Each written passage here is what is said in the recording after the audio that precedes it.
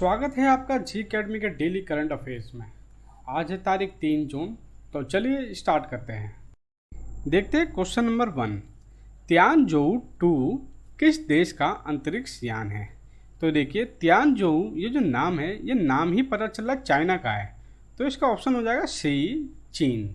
ठीक है, तो देखिए तियानजोऊ 2 या फिर इसको कहते हैं स्वर्गीय पोत, ये चाइना का है। ये चाइना का स्पेस क्राफ्ट है। किसका? चाइना का स्पेस क्राफ्ट है, जिसको हम बोलते हैं कार्गो स्पेस क्राफ्ट। ठीक है, कार्गो स्पेस क्राफ्ट। तो देखिए चाइना का स्पेस क्राफ्ट है जो कि स्पेस स्टेशन के लिए ज़रूरी सामान को ले जाने के लिए बनाया गया है। अब ज़रूरी सामान क्या हो जाएगा? स्पेस क्राफ्ट के लिए ज़रूरी सामान क्या हो जाएगा? जो स्पेस में स्पेस स्टेशन है उसके लिए ज़रूरी उपकरण, उसके लिए फ्यूल, ये सब ले जाने के लिए ये बनाया गया है। ठीक है, अंतरिक्ष में स्पेस स्टेशन का एक पार्ट है जिसका नाम है तियान है। क्या नाम है? तियान है। ये नाम है अंतरिक्ष में जो स्पेस स्टेशन है उसका छोटा सा पार्ट है। ये जो तियानजोऊ सैटेलाइट, ये अंतरिक्ष यान है, ये इसके साथ जुड़ चुका है स्पेस स्टेशन के अंदर, अंतरिक्ष के अंदर। ठीक है, ये आपको जानकारी है, इसको समझना पड़ेगा, याद करना पड़ेगा। ठीक है, तो चलिए बढ़ते हैं अपने अगले क्वेश्चन पर। Question number 2। अपट्टीय गश्ती पोत सजग को किस सशस्त्र बल में कमीशन किया गया है? तो देखिए इसका आंसर है ए, भारतीय तट रक्षक या फिर इंडियन कोस्ट गार्ड। तो देखिए भारत के राष्ट्रीय सुरक्षा सलाहकार एनएसए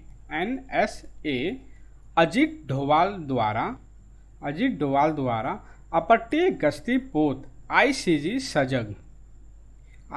सजग को भारतीय तट रक्षक बल में शामिल किया गया है। ये बात आप समझ गए। जहाज को एनएसए ने वर्चुअली कमीशन किया था। इस पोत का निर्माण गोवा शिपयार्ड लिमिटेड द्वारा विशेष रूप से तट रक्षक बल के लिए किया गया था तैयार। ठीक है, वर्तमान में भारतीय तट रक्षक बल के बेड़े में 160 जहाज और 62 विमान है। 160 जहाज और 62 विमान है। 62 विमान। ठीक है, जरूरी जानकारी, इसको ध्यान रखिएगा। बढ़ते हैं अपने अगले क्वेश्चन पर। Question number 3।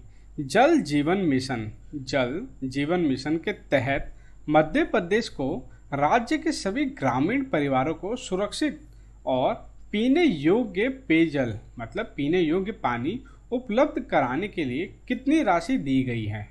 ठीक है, इसका आंसर है सी, 5,117 करोड़। ठीक है, सी है 5,117 करोड़। ठीक है, तो देखिए केंद्र सरकार ने जल जीवन मिशन के तहत मध्य प्रदेश को सभी ग्रामीण परिवारों को सुरक्षित और पीने योग्य पानी उपलब्ध कराने के लिए 5,117 करोड़ रुपए का पैसा दिया गया है। ठीक है, मध्य प्रदेश को केंद्र सरकार की तरफ से। ठीक है, बढ़ते हैं अपने अगले क्वेश्चन पर। Question number 4। कैबिनेट ने खनिज संसाधन क्षेत्र में सहयोग के लिए भारत और किस देश के बीच समझौते को मंजूरी दी है? तो देखिए इसका आंसर है बी, अर्जेंटीना। तो देखिए 2 जून को प्रधानमंत्री नरेंद्र मोदी की मौजूदगी में केंद्रीय मंत्रिमंडल ने समझौते ज्ञापन MOU को मंजूरी दी, जिसे केंद्रीय खान मंत्रालय और अर्जेंटीना गणराज्य के उत्पादक विकास मंत्रालय की खनन नीति के सचिवालय, इन दोनों के बीच साइन किया गया था। ठीक है, तो बढ़ते हैं अपने अगले क्वेश्चन पर। Question number 5।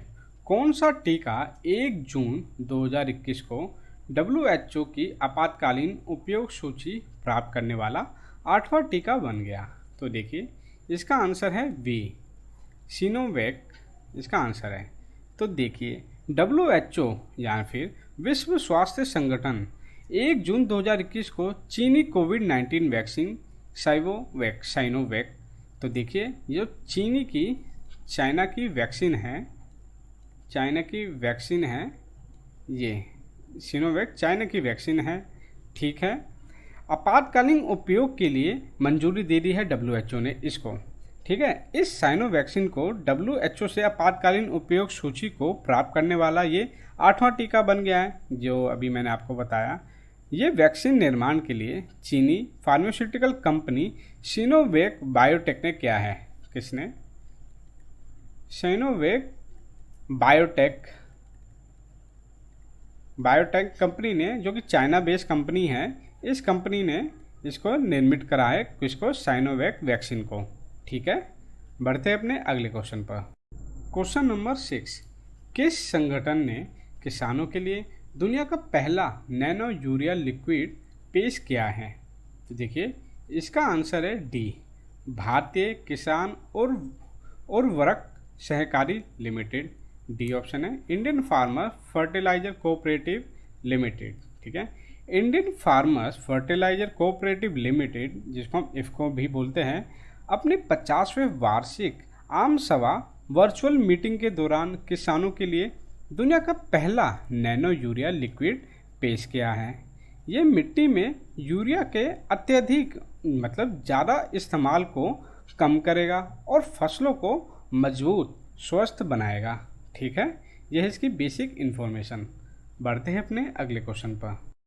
क्वेश्चन नंबर 7, निम्नलिखित में से किसने देखभाल और सुरक्षा की आवश्यकता वाले बच्चों के लिए एक ऑनलाइन ट्रैकिंग पोर्टल बाल स्वराज, जो कि कोविड केयर लिंक के साथ तैयार किया गया है? तो देखिए इसका आंसर है बी, राष्ट्रीय बाल अधिकार संरक्षण आयोग, ठीक है। इंग्लिश में है national commission for protection of child rights. तो देखिए राष्ट्रीय बाल अधिकार संरक्षण आयोग, जिसको NCPR भी बोलते हैं, NCPCR क्या बोलते हैं?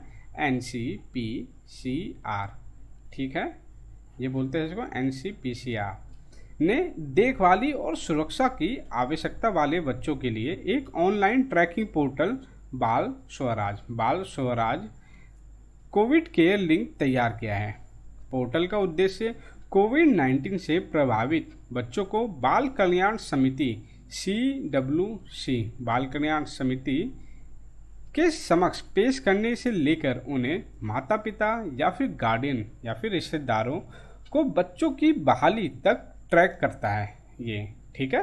तो ये इन्फॉर्मेशन आपको याद रखनी है। तो चलिए बढ़ते हैं अपने अगले क्वेश्चन पर। क्वेश्चन नंबर 8, जून 2021 में मूडीज इन्वेस्टर्स सर्विस ने मार्च 2022 को समाप्त होने वाले चालू वित्त वर्ष में भारत की GDP वृद्धि को कितने प्रतिशत पर आंका है? तो ठीक है, इसका आंसर देखिए डी है 9.3%, 9.3% इसका आंसर है। तो देखिए मूडीज इन्वेस्टर्स सर्विस ने 1 जून 2021 को मार्च 2022 अगले साल मार्च 2022 को समाप्त होने वाले चालू वित्त वर्ष में भारत की GDP वृद्धि 9.3% और वित्त वर्ष 2023 में 7.9%। ये सन 2023 और ये सन 2022, ठीक है। ऑफ कोर्स मई 1 महीना पहले एकदम एंड में, ठीक है, मई तक, और ये मई, ठीक है। 7.9% रहने का अनुमान लगाया है। वित्त वर्ष 2020 से 21 मतलब पिछले साल भारत की अर्थव्यवस्था 7.3% की गिरावट आई है। कितनी आई है? 7.3%। ये साल 2020 से 2021 के लिए हो गया, ठीक है। ये गिरावट के रूप में आई है, ठीक है, और ये इम्प्रूवमेंट के रूप में हमें मिल सकती है, ये बताया गया है, ये नॉलेज है, थोड़ी ध्यान रखिएगा। तो चलिए बढ़ते हैं अपने अगले क्वेश्चन पर। क्वेश्चन नंबर 9, जून 2021 में किसने असम राइफल्स के महानिदेशक के रूप में पक्षभार ग्रहण किया है? तो देखिए इसका आंसर है ए, प्रदीप चंद्र नायर। देखिए ये जो है लेफ्टिनेंट जनरल प्रदीप चंद्र नायर, यह है लेफ्टिनेंट, ठीक है। लेफ्टिनेंट जनरल प्रदीप चंद्र नायर ने 1 जून 2021 को असम राइफल्स के महानिदेशक के रूप में पक्षभार ग्रहण किया है। ये क्वेश्चन में बोला भी गया है।